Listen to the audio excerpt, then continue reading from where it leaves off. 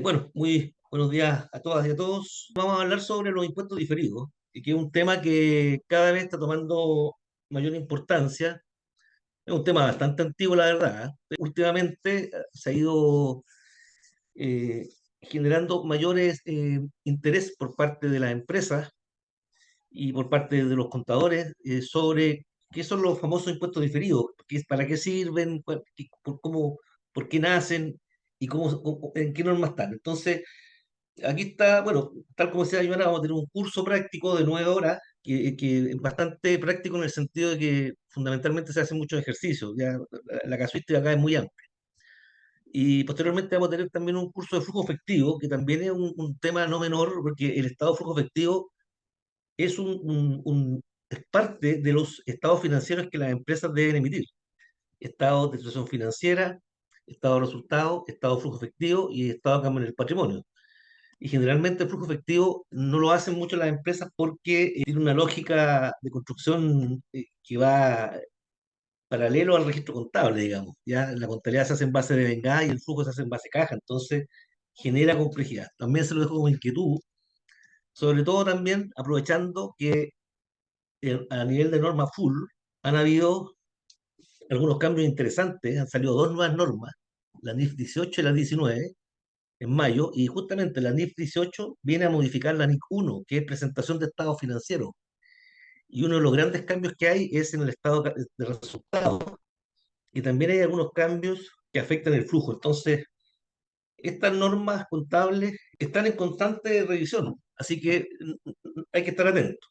Bueno, vamos a lo que nos convoca, a la NIC 2, impuestos diferidos. Fíjense que los impuestos diferidos, bueno, están en la NIC 12, en la norma full para las empresas, obligatoria para la sociedad anónima abierta, y en la sección 29, en la norma PYME, ¿ya? Que es lo que nosotros generalmente vemos en los cursos y todo, porque entendemos que la mayoría de nuestros clientes son más bien pymes, por lo tanto aplica la norma PYME, que es un poco más acotada en cuanto a los requerimientos de información, a notas, a revelaciones, ¿ya? Entonces, aquí una cosa que también es importante tener presente, que los impuestos diferidos es un concepto financiero, nace en el mundo financiero, no es un requerimiento tributario. En el mundo tributario, el concepto de impuestos diferidos no existe, ¿ya? Y lo vamos a ver ahora, porque efectivamente es un concepto que nace de un requerimiento financiero y no tributario. Alguien podrá decir, pero ¿cómo? Si aquí dice impuestos, sí, pero es la mirada financiera de los impuestos, y en particular del impuesto a la renta, es solamente acotado al impuesto a la renta, ¿ya? Eh, Miren, fíjense que todos nosotros como contadores sabemos que el proceso contable en la empresa, en temas esquemáticos, es así, es mucho más complejo, obviamente, pero si uno lo quiere esquematizar, están los hechos económicos. Estos hechos económicos ingresan a un proceso contable, que es el análisis, el registro, los vouchers, cargo, abono, partida doble, mayores, etcétera. Obviamente todo esto desde la mirada de las NIF, de las normas internacionales de información financiera, aplicando la norma contable y no la norma tributaria, porque aquí estamos en el mundo contable. Y una vez que el proceso contable se finaliza o cada cierto tiempo, vamos a emitir los estados financieros. ¿Cómo cuáles? Déjenme un mensaje. ¿Cómo cuáles? El estado de situación financiera o balance general, estado de resultados, estado de flujo efectivo y el estado de cambio en el patrimonio. Entonces, claro, uno del balance general o del estado de situación financiera, tenemos el patrimonio financiero, que es la diferencia entre lo activo y pasivo, en donde hay derecho y obligación. Ahora, este patrimonio financiero está compuesto por cuentas también. Y la cuenta más importante, obviamente, es el capital, se supone. Después están las reservas, los resultados financieros, las revalorizaciones, los otros resultados integrales, los famosos ORI, y un par de cuentas más, porque el patrimonio no tiene más de 6 7 cuentas. El estado de resultados nos muestra el rendimiento experimentado por la explotación de los activos pasivos, ¿no es cierto? Es una medida de gestión, para medir la gestión de la empresa. El F, que es el estado de flujo efectivo, nos muestra el movimiento efectivo. Es una medida, es un indicador, es un KPI para la área de finanzas. Y por último, el estado de cambio en el patrimonio no muestra el movimiento patrimonial, es el más sencillo de todo, es una suerte de conciliación del patrimonio inicial, de estas distintas cuentas que lo componen, los movimientos del año y el patrimonio final. Esto es para los dueños de las empresas. Ahora bien, ¿cómo se vive el proceso tributario en las empresas? Que es paralelo, ¿no es cierto? Ustedes que son la mayoría seguramente contables, lo viven, digamos, uno vive en un mundo financiero, pero el tema tributario es paralelo, está permanentemente dándose vuelta. Se supone que nosotros partimos de los estados financieros, de los registros contables, y aquí el proceso tributario, en la hoja de trabajo, hacemos los análisis y aplicamos la ley del impuesto a la renta, ¿no es cierto? El decreto ley 824. ¿Para qué? Para determinar las obligaciones, fundamentalmente la obligación principal, que es el pago de impuestos, y en particular el pago de impuesto a la renta. Y quede claro porque el tema de impuesto diferido no tiene que ver con el IVA, tiene que ver solamente con la renta. Ahora, de este proceso tributario, obtenemos el balance hecho columna, u hoja de trabajo, que le llaman algunos, determinamos el capital propio tributario, no en el área financiera determinamos el patrimonio financiero, acá determinamos el capital propio tributario, que hoy día tiene una importancia fundamental para la determinación de los impuestos finales, que son del rural complementario, ¿no es cierto? Y determinamos la renta líquida imponible, que es el resultado que va a grabar desde el punto de vista tributario a la empresa. Bueno, está la hoja de trabajo, de los registros empresariales, etcétera, pero fundamentalmente esto es lo que nos afecta. Ahora, fíjese que en cuanto a normas contables y tributarias, eh, quizás no es muy afortunado el título. Uno podría decir normas contables que están en el ámbito tributario. Uno va a mirar la norma tributaria y dice, ¿a dónde sale el tema contable? Por ejemplo, en la ley de impuesto a la renta, el artículo 68 habla de contribuyentes liberados ya de contabilidad, los autorizados ya con contabilidad simplificada y los obligados ya con contabilidad completa. Hoy día, claro, como tenemos un régimen tributario, ProPyme, ¿no es cierto?, que exime a las empresas de llevar contabilidad. Pero la verdad que la exime para el efecto tributario, pero una empresa tiene que llevar contabilidad igual, ¿ya? La contabilidad es paralela, no tiene que ver con la tributaria. Son cosas distintas, ¿ya? Entonces, claro, hay gente que dice, pero espérate, si yo estoy en el 14B, en el 14D de 3, no tengo que ir a contabilidad. Claro, para fines tributarios, pero para fines contables. ¿Cómo presento un balance para el banco? ¿Cómo yo puedo controlar los activos y pasivos que tengo?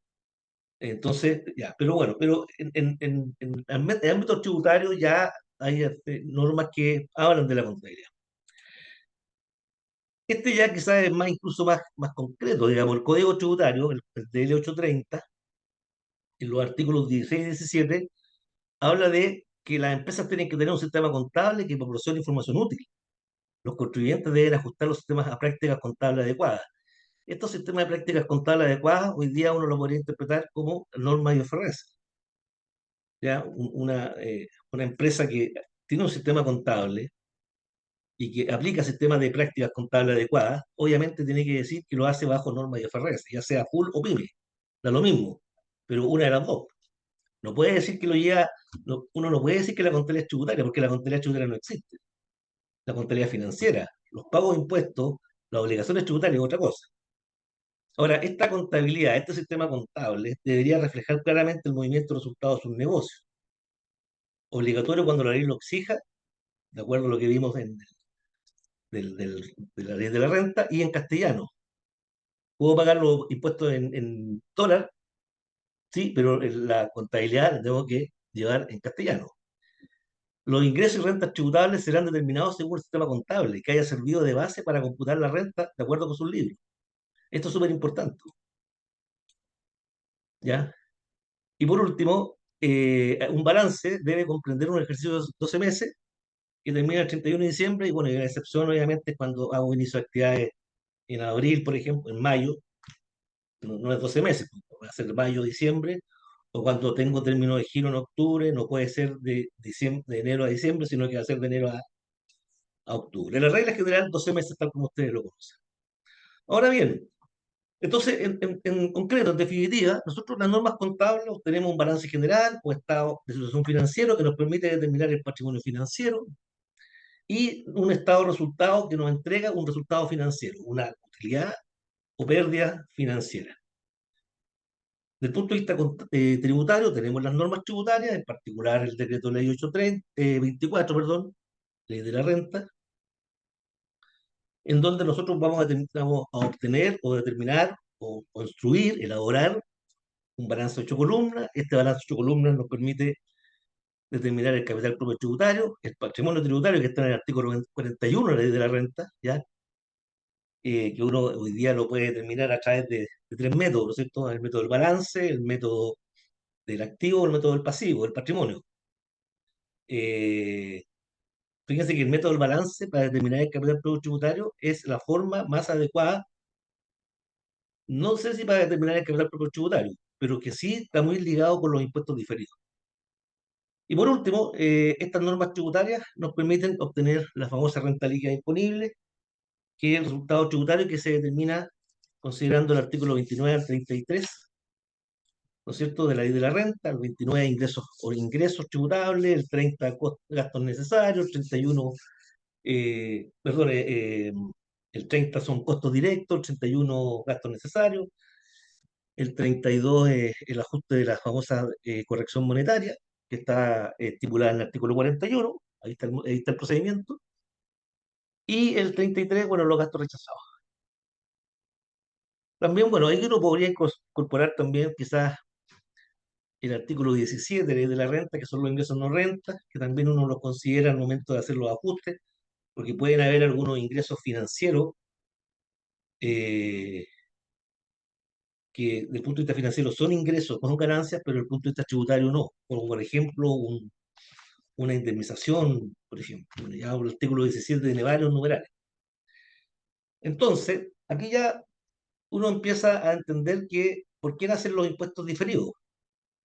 Porque el resultado financiero generalmente es distinto al resultado tributario. Ahí está la madre del cordero, como diría alguien. El resultado financiero es distinto al resultado tributario.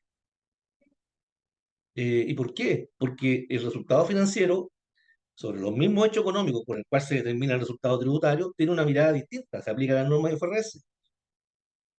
En cambio, en el resultado tributario aplicamos las normas tributarias para determinarlo. Entonces, incluso hay contradicciones. Gastos rechazados, ingresos no renta, provisiones, ajustes, que vamos a ver con un ejemplo. Entonces, hay una diferencia. Y la idea es que cuando uno determina los impuestos diferidos, lo que está haciendo es conciliar el resultado financiero con el tributario. Porque en definitiva son los mismos hechos económicos, pero con distintas miradas. ¿Ya? Ahora, estas diferencias que se van a producir entre el balance general y el estado de resultados y el balance 8 columnas, esta diferencia en la valorización de activo y pasivo, y que afectan el patrimonio, por supuesto, pueden ser de dos tipos. Pueden ser temporarias o pueden ser permanentes. Y fíjese que ya entrando en materia propiamente tal de los impuestos diferidos, solamente las diferencias temporarias son las que originan impuestos diferidos. ¿Ya? Las diferencias permanentes no originan impuestos diferidos, pero sí nos ayudan a determinar lo que se conoce en norma contable como la tasa efectiva. ¿Ya? Todo esto lo vamos a ver en un pequeño ejemplo que tengo preparado para poder aterrizar esto, porque obviamente eh, todos los contadores nos gusta ver más números. Entonces, recuerden que los impuestos diferidos nacen por un requerimiento financiero y fundamentalmente se generan porque el resultado, o la, más que el resultado, porque la valorización de activos y pasivos desde el punto de vista financiero se hace aplicando normas de IFRS, en cambio, desde el punto de vista tributario se hace aplicando normas tributarias que incluso son antagónicas. ¿Ya? A veces incluso una va para un lado y la otra para otro. ¿Por qué? Porque tienen distintas finalidades. Estas diferencias, en la medida que sean temporarias, van a ocasionar los famosos impuestos diferidos, que hay que calcularlo, contabilizarlo y controlarlo durante el tiempo que permanezca. En cambio, las permanentes eh, son diferencias, pero que, como el nombre lo dice, nunca se van a conciliar en el tiempo. Por ejemplo, un gasto rechazado o un ingreso no renta. Entonces no me generan impuestos diferidos. pero sí me van a cambiar la tasa efectiva, la tasa fiscal y la tasa de impuesto a la renta. Hoy día un 27 o un 10, dependiendo del tipo de empresa y el régimen tributario que tenga. Las diferencias temporarias se generan hoy día y en el tiempo se van a ir ajustando. Por eso es que nacen los impuestos diferidos. ¿Ya? Bueno, aquí ya algo ya dije, en el fondo, eh, las normas financieras y tributarias obedecen a objetivos diferentes. No es que una esté equivocada y la otra no, no, sino que tienen distintas finalidades. Ahora, aquí hay algo que está que para leer también dice las diferencias de evaluación, de valorización entre la aplicación de la normativa financiera versus la tributaria puede ser de dos tipos: diferencias temporarias, tienden a cero a través del tiempo, y las diferencias permanentes nunca se igualan. Ahora, solo las diferencias temporarias son las que generan impuestos diferidos. ¿Ya? Entonces aquí eso es importante tenerlo presente. Ahora, para lograr determinar la renta líquida imponible del año, debemos someter el resultado financiero de la empresa a las normas de ley de la renta que lo regulan. Y el resultado financiero se construye a partir de las normas financieras. ¿Ya? Ahora, de igual forma, para determinar la valorización tributaria de la empresa o el capital propio tributario, debemos someter el patrimonio financiero a las normas de la renta. Y eso lo vamos a hacer comparando siempre balances activos y pasivos a valores financieros versus los mismos activos y pasivos a valores tributarios. Hay cuentas que nunca van a generar diferencias, porque si generaran sería algo realmente extraño. Por ejemplo, la cuenta banco. Si yo en el banco el 31 de diciembre del 2023 tengo 10 millones de pesos, según conciliación bancaria, eso es financiero tributario.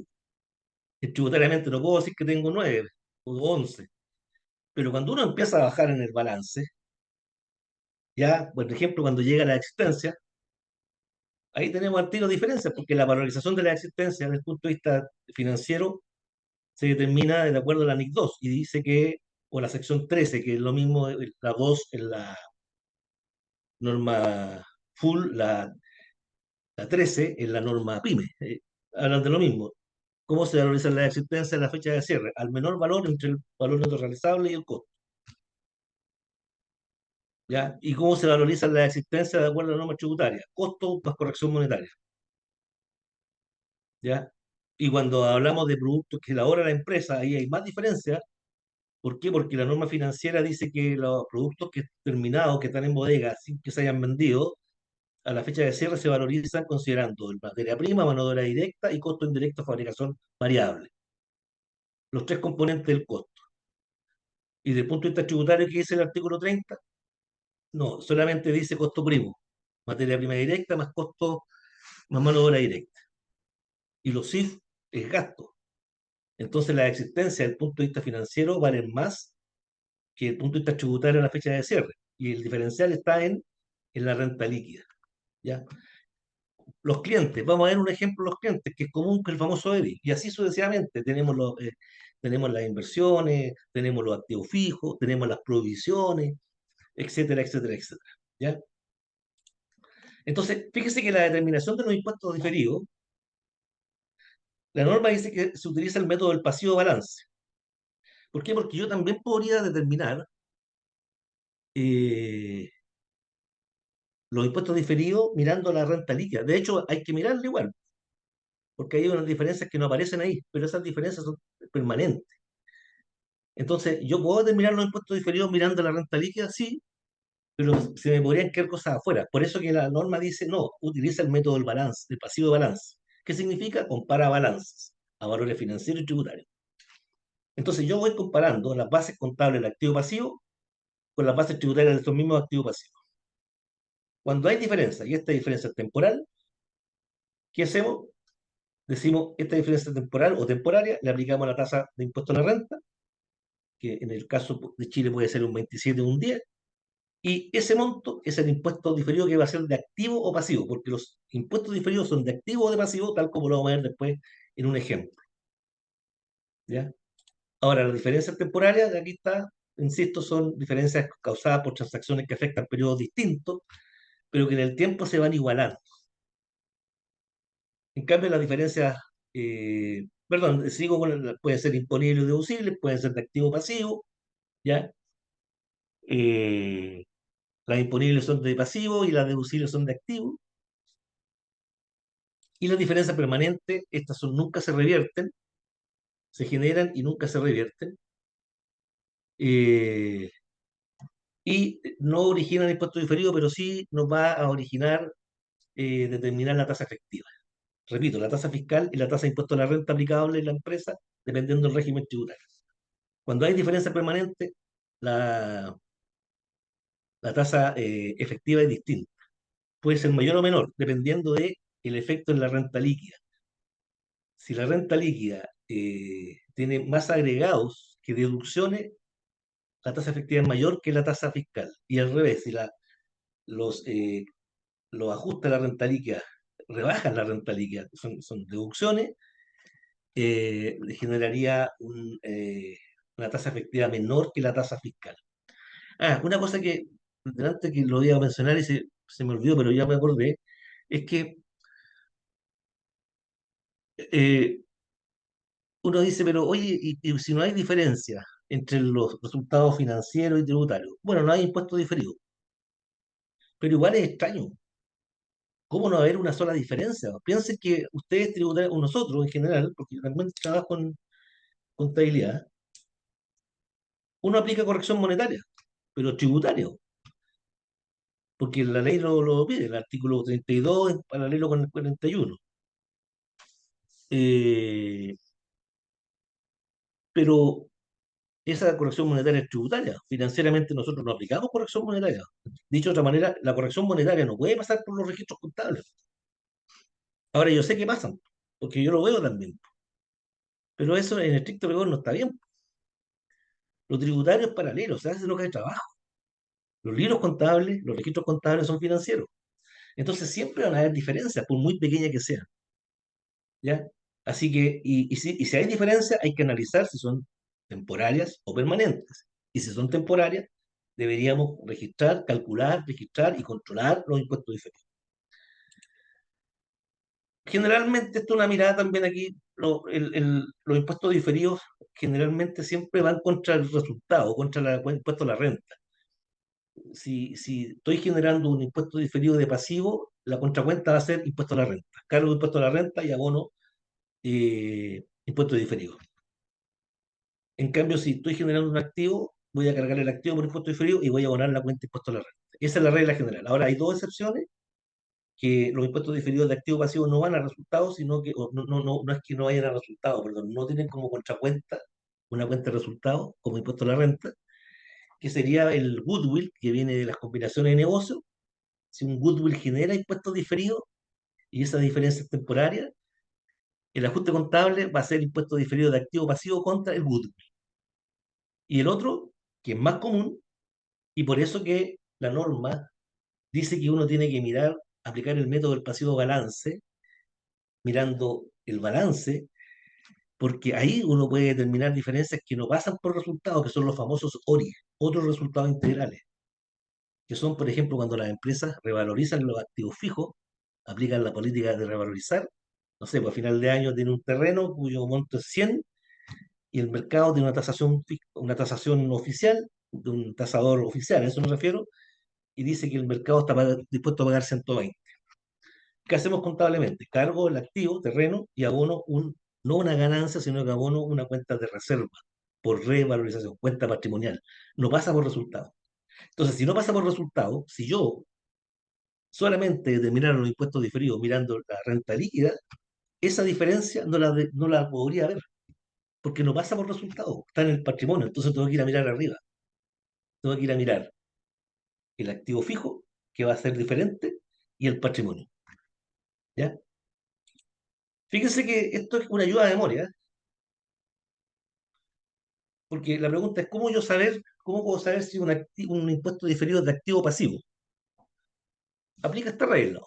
Cuando el valor del activo financiero es mayor que el activo tributario, ese impuesto diferido es un pasivo, un impuesto diferido. Ya, por ejemplo, el activo financiero, por ejemplo, esperen un poquito, estaba esperando una llamada, pero eh, cuando el valor, por ejemplo, activo fijo es mayor que el activo tributario, que pasa cuando yo aplico depreciación acelerada, esa diferencia que es temporaria me va a originar un pasivo por impuesto diferido. En cambio, cuando el valor del activo financiero es menor que el activo tributario, me va a generar un activo por impuesto diferido. El ejemplo que vamos a ver después de los clientes va a quedar clarito. Y en el caso, mirando los pasivos, en el caso de mirar los pasivos, tenemos pasivo financiero versus pasivo tributario. Cuando el pasivo financiero es mayor que el pasivo tributario, esto me origina un activo por impuesto diferido. Y por último, cuando el pasivo financiero, por ejemplo, una provisión es menor que una pasivo tributario, que es la misma cuenta, pero desde el punto de vista tributario es menor, en ese caso me genera un pasivo por impuesto diferido. ¿Ya? Pero miren, vamos a, ¿ya? Vamos a ver un ejemplo, porque con números se entiende más. Repito, cuando uno, la lógica, la metodología, el procedimiento para determinar los impuestos diferidos es tener el balance financiero, activos, pasivos, patrimonio, y al lado ir determinando los valores tributarios. Van a haber muchos que coinciden, bancos, cajas, eh, IVA crédito, remanente, obligaciones, muchos, pero van a haber otros muchos que no van a coincidir. ¿Por qué? Porque la mirada financiera tiene una mirada distinta en la valorización, existencia, clientes, provisiones, los leasing, por ejemplo, que sabemos que los leasing están en el mundo financiero, pero en el mundo tributario no existen, ¿ya? Así que eso. Vamos a ver un ejemplo que yo les preparé específicamente a ustedes para que se entusiasmen para el curso. Yo creo que es un curso bien interesante, es bastante asequible, ¿ya? Así que los invito después a ver si les interesa inscribirse. Déjenme, voy a mostrar. Ahí está. Bueno, hay altos números. Yo les sugiero que miren, vamos de arriba hacia abajo, como, bueno, como cualquier Excel.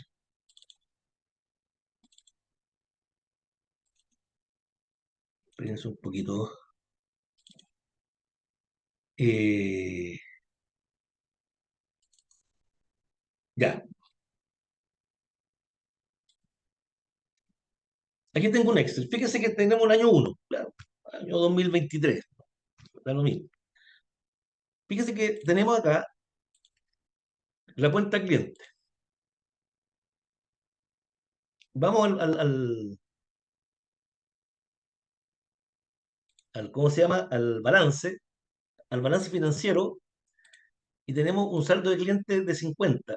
Fíjense que desde el punto de vista financiero, y en particular en el tema de IFRS, en el balance o estado de distribución financiera, las cuentas tienen que presentarse netas, no netas de IVA, sino que netas de cualquier cuenta complementaria. La cuenta complementaria es EDI, deudores incobrables, estimación de deudor incobrable. ¿Por qué? Porque esa cuenta tiene saldo acreedor, pero se rebaja. Espérense un poquito.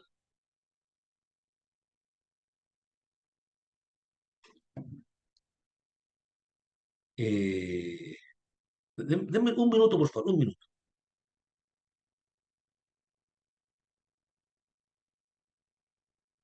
Un minuto.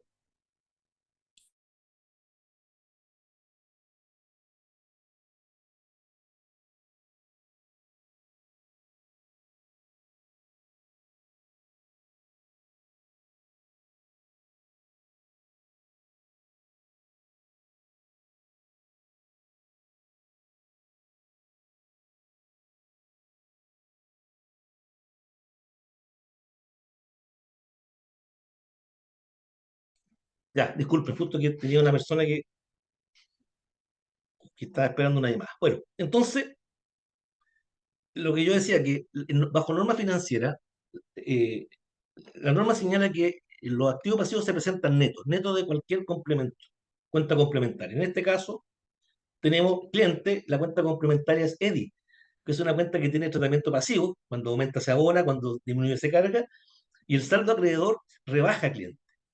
Entonces, claro, en este año, el año 1, tenemos aquí un deudor incobrable, 10 millones, deudor incobrable, pérdida financiera contra EDI. Aquí tenemos la provisión. Esta es una provisión contable.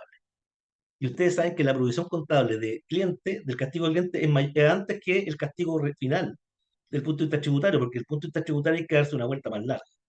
Entonces yo el año uno le pregunto, ¿cuál sería el saldo bruto de cliente? Es 60, pero porfa, ahí es 50. Sí, pero es que es el saldo neto, porque Eddie lo está rebajando. Entonces, tenemos el saldo de cliente, 50 neto, tributario, 60. ¿Por qué? Porque este EDI, este castigo de deudor incobrable, es una provisión contable. El próximo año se supone que vamos a hacer las gestiones de cobranza. Y ahí lo vamos a castigar o vamos a recuperar, no sabes. Entonces, ¿cuáles son los datos? Como les digo, tenemos eh, el saldo de clientes neto 50, bruto es 60, tributario es 60 porque no está rebajado el EDI, porque no corresponde. Bueno, tenemos un EDI de 10 y fíjense que el resultado contable, después de todo esto, es 35 millones y el resultado tributario es 45. Y vamos a asumir que las únicas diferencias que hay en esta empresa entre el resultado contable y tributario, en particular, es este deudor incobrable. Claro, porque este deudor incobrable es una pérdida financiera, que está rebajando el resultado financiero, pero no el resultado tributario. Y son los 10 millones justos.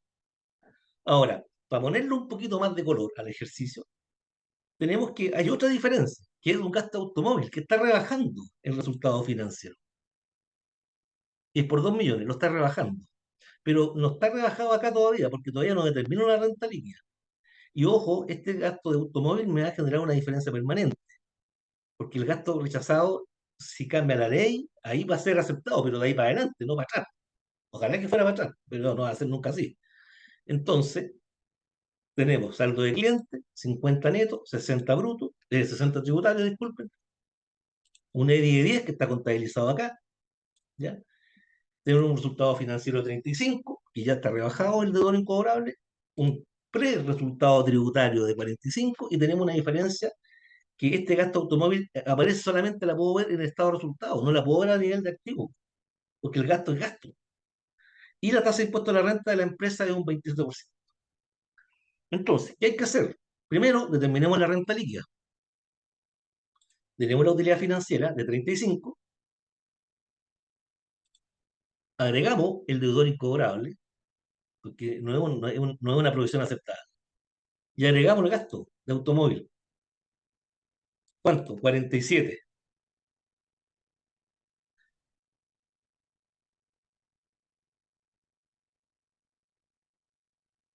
Deme un minuto,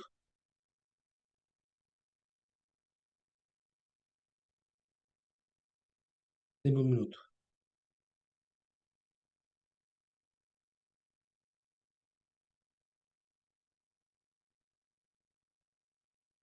un minutito.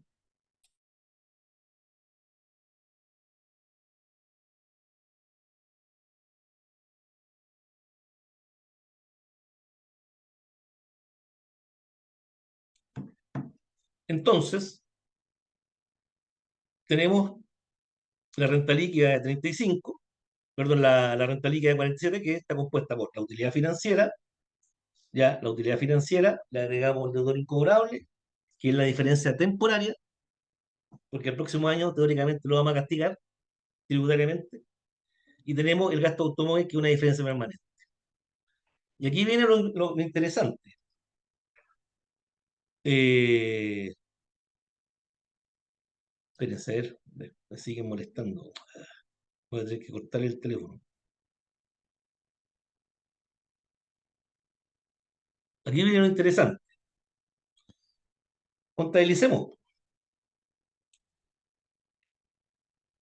Espérense.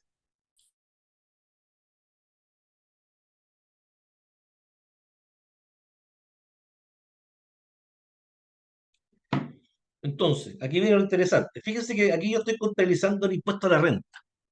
Yo sé que tengo una diferencia temporaria, que son los 10 millones. Si a esos 10 millones yo le aplico el 10%, el 27, disculpen, el 27, porque esa es la tasa de la empresa, tengo un impuesto diferido de 2 millones 7.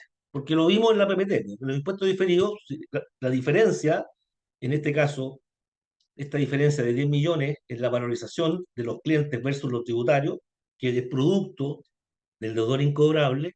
La diferencia es 10, pero ese no es el impuesto diferido. el impuesto diferido es la tasa fiscal sobre la diferencia temporal, 2.700.000. Entonces yo contabilizo acá, impuesto a la renta, el gasto, siempre, siempre el gasto de impuesto a la renta lo hago aplicando la tasa de impuesto a la renta, en este caso un 27, sobre el resultado financiero. Entonces, yo digo, ¿cuál es el resultado financiero? 35. Pero como tiene una diferencia permanente, la tengo que ajustarla, tengo que sumarla. Entonces, el resultado, a ver, el resultado financiero para efectos de reparto de utilidad, etcétera, es 35. Pero tengo que hacer un ajuste extra contable en una hoja de trabajo, entonces yo digo, ya, pero ese resultado financiero, hay un gasto rechazado, un agregado. Entonces, en definitiva, para calcular el gasto tributario desde el punto de vista financiero, lo ajusto, digo 37. Y a esos 37 están acá, yo le aplico el 27%. Ahora, si no hubiera diferencia permanente, el impuesto a la renta hubiese sido el 27% sobre los 35. Y por último, si en vez de que este fuera un gasto rechazado, estos 2 millones, fuera un ingreso no renta, rebajaría el tema. Entonces, si fuera así, en vez de 35, 37, perdón, sería 35 menos 2, 33. ¿Ya? Entonces, el gasto de impuesto a la renta siempre lo hago aplicándolo sobre el resultado financiero y si hay diferencia permanente, ajustado con esa diferencia permanente. 9 millones, 990. Si no, en la PPT decía que cuando el valor financiero, en este caso de cliente, es menor que el valor tributario, en ese caso el impuesto diferido es de activo. El valor financiero de cliente es menor que el valor tributario, por lo tanto el impuesto diferido es de activo. 2.700.000, impuesto diferido. Y por último, el impuesto por pagar, que es lo que voy a pagar el próximo año, en el formulario 22 de abril, es el 27% sobre la RLI.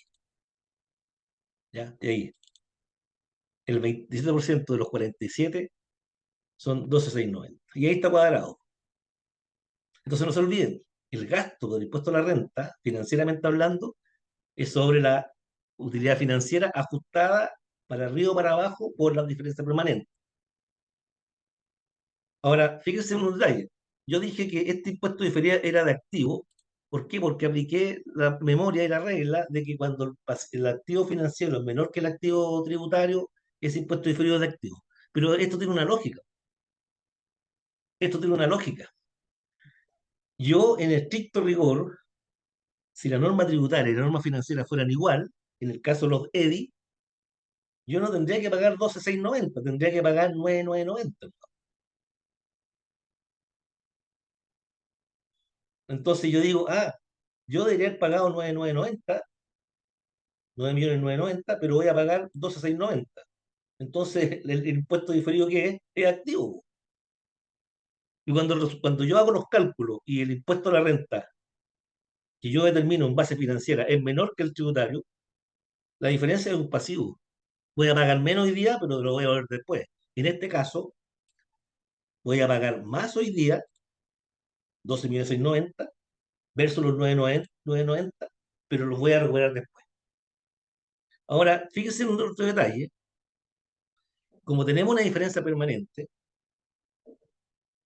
tenemos que determinar la tasa efectiva. La tasa fiscal es el 27, la tasa efectiva es distinta. Entonces, tasa efectiva, ¿cómo se calcula? Tengo el impuesto corriente, que es el gasto fiscal, 12.690. Le resto el impuesto diferido, el activo. Cuando es pasivo lo sumo, en este caso lo resto. Total, 9.990. 9.990.000 sobre la utilidad antes de impuestos, la utilidad financiera, 35, me da un 28,5. La tasa fiscal es 27, la tasa efectiva 28,5. ¿Tiene sentido? Claro, porque estoy pagando más. Estoy pagando más. Si estuviera pagando menos, la tasa efectiva sería menos de 27. Pero la norma dice, determina la tasa efectiva y concílela. Y aquí está la conciliación, aquí está la demostración. Utilidad antes de impuestos, 35. Impuestos, 27, 9.450.000. Tasa, 27. Diferencia permanente, 2 millones. Impuestos, 27%, 540. Tasa 1,5, 540 dividido por 35. ¿Qué porcentaje representa? Sumo los 27, le sumo al 1,5 y llego a los 28,5. Si estos fueran distintos, estaría malo. O estaría mal determinada la tasa, o estaría mal conciliada. Y para ir terminando, veamos qué pasa el año 2. Porque como tenemos una diferencia temporaria, vamos a asumir que el año 2 efectivamente este cliente que yo provisioné el año 1 financieramente, pero que tributariamente no lo podía llevar a gasto porque no había cumplido con los requisitos, el año 2 el compadre se declara en quiebra, yo hago la gestión de cobranza y el fisco me dice, ok, le acepto que este cliente lo castigue. Y lo castigamos. Y castiguemos los 10 millones justos para no complicarnos, porque si es por más o por menos, ahí hay que hacer ajustes, etcétera. Pero pensemos que efectivamente era la factura y el compadre se declaró en quiebra y chao. Entonces, vamos al año 2. ¿Cuál va a ser el acento contable? Cuando el abogado, o no sé si abogado, pero hice los trámites y todo y digo, lo castigo. ¿Qué hago contablemente? Lo rebajo de cliente. Si ya el cliente no me dé los 10 millones, pero no contra gasto, sino que contra Edi, ¿no es cierto? Entonces yo digo, Edi, 10 millones contra cliente, 10 millones. Perfecto. Esto no pasa por resultado, pues, si el resultado financiero lo reconocí el año anterior. Entonces, como dicen los economistas ceteris paribus, para no complicarlo, tenemos este ajuste, solamente analicemos clientes. Pensemos que durante el año 2 no hubo más movimiento con clientes, no hubo ni más ventas a crédito, ni clientes que me pagaran. Me las de la plata. Entonces, ¿qué significa esto? Que mis clientes financieros ahora sí definitivamente están en 50. Profe, que acá también estaban en 50. Sí, pero estaban en 50 porque tenían rebajado los 10 de EDI. En este caso, el bruto era 60, ahora rebajé clientes, por lo tanto quedo de 50. Tributariamente, ¿en cuánto están los clientes?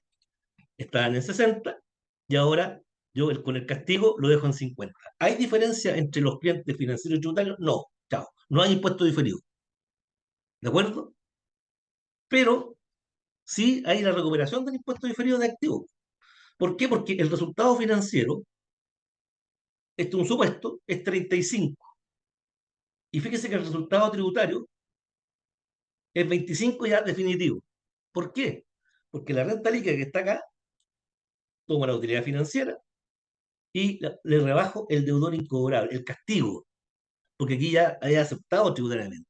Y llega una RLI de 25. Ahora la RLI es menor que el resultado financiero.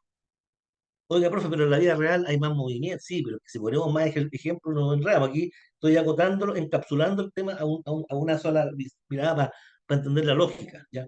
Entonces, tenemos resultado financiero, el valor de clientes financieros y tributarios es el mismo, el resultado es distinto. ¿Por qué? Por una diferencia de 10 millones que está en el resultado tributario, pero no en el resultado financiero, que es el castigo del cliente.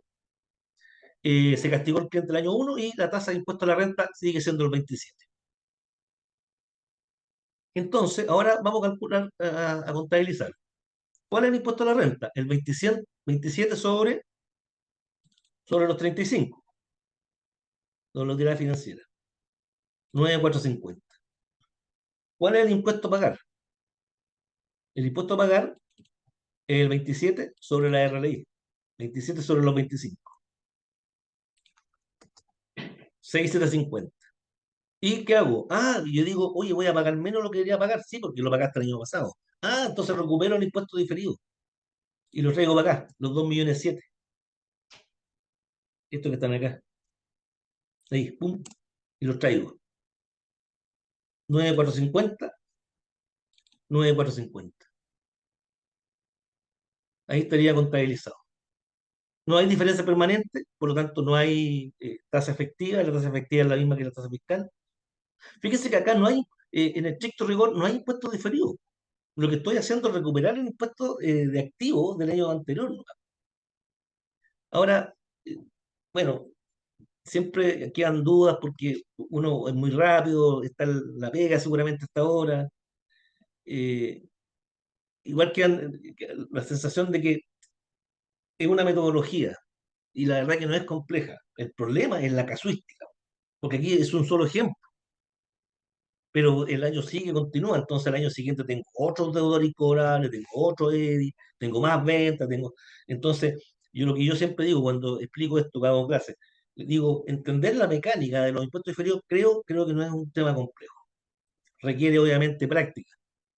El problema en la vida real es en la trazabilidad, es controlarlo en el tiempo. Porque además que aquí este impuesto diferido que se origina generalmente dura hasta el próximo año cuando castigo al cliente.